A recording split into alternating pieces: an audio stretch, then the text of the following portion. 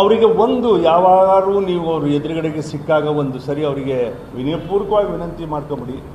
ಅಪ್ಪ ನೀನು P U ಸಿನಲ್ಲಿ ಯಾವ ಕಾಲೇಜಲ್ಲಿ ಮಾಡಿದ್ಯಾ, ಯಾವ ಕಾಲೇಜಲ್ಲಿ ನೀನು ಎಂಡ್ ಮಾಡಿದ್ಯಾ, ಯಾವ ಕಾಲೇಜಲ್ಲಿ ನೀನು 10ನೇ ಕ್ಲಾಸ್ ಆದ ತಕ್ಷಣವೇ ನೀನು ಯಾವ ಕಾಲೇಜಿಗೆ ಸೇರಿದ್ಯಾ ಮತ್ತು ಯಾವ ಕಾಲೇಜಲ್ಲಿ ನೀವು ಪಿ ಯು ಸಿನ ಎಂಡ್ ಮಾಡಿದ್ಯಾ, ಮತ್ತು ಡಿಗ್ರಿ ಕಾಲೇಜಿಗೆ ನೀನು ಸೇರಿದ್ಯಾ, ಡಿಗ್ರಿ ಕಾಲೇಜಿನಲ್ಲಿ ನೀನು ಯಾವ ಕಾಲೇಜಿಂದ ನಿನಗೆ ಸರ್ಟಿಫಿಕೇಟ್ ಸಿಕ್ತು ಅಂತ ಕೇಳಿ.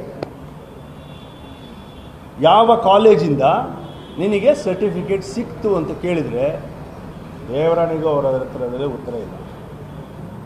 ಬಿಕಾಸ್ ಅವರು ಡಿಗ್ರಿ ಅಂತ ಹಾಕೊಂಡಿದ್ದಾರೆ. ಐ ಡೋಂಟ್ ನೋ, ಅಲ್ಲ ಐ ಡೋಂಟ್ ನೋ.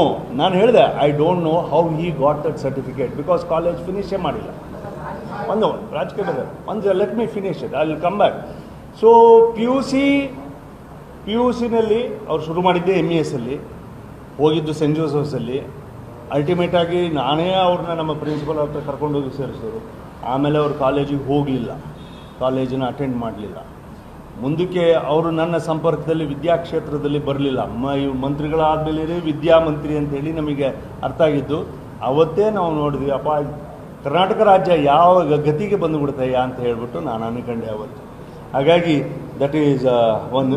ಹಾಗಾಗಿ ಇಲ್ಲಿ ವಿದ್ಯಾಮಂತ್ರಿಗಳು ಅಂತ ಹೇಳಿಬಿಟ್ಟು ನಾವು ಅದನ್ನು ಮಾಡೋದಕ್ಕಿಂತ ಅದನ್ನು ಅವರಿಗೇ ಶಿಕ್ಷಣ ಕೊಡ್ತಕ್ಕಂಥದ್ದು, ಮತ್ತು ಎಲ್ಲದಕ್ಕಿಂತ ಹೆಚ್ಚಾಗಿ ಅವರಿಗೆ ಕನಿಷ್ಠ ಪಕ್ಷ ಅವರು ಸೌಜನ್ಯದಿಂದ ಮಾಧ್ಯಮದವರಿಗೆ ಜನಕ್ಕೆ ಮಾತನಾಡ್ತಕ್ಕಂಥ ಪ್ರಾಥಮಿಕ ಶಿಕ್ಷಣ ಒಂದು ಅವರಿಗೆ ಕಲ್ತ್ಕೊಂಡ್ಬಿಟ್ರೆ ಅವರು ಒಂದು ಒಳ್ಳೆಯ ಹಾದಿನಲ್ಲಿ ಮುಂದಕ್ಕೆ ಬರ್ತಾರೆ ಅನ್ನೋದು ನಮಗೆ ಆಗಬಹುದು ಅಂತ ಹೇಳಿ ಆಗತ್ತೆ.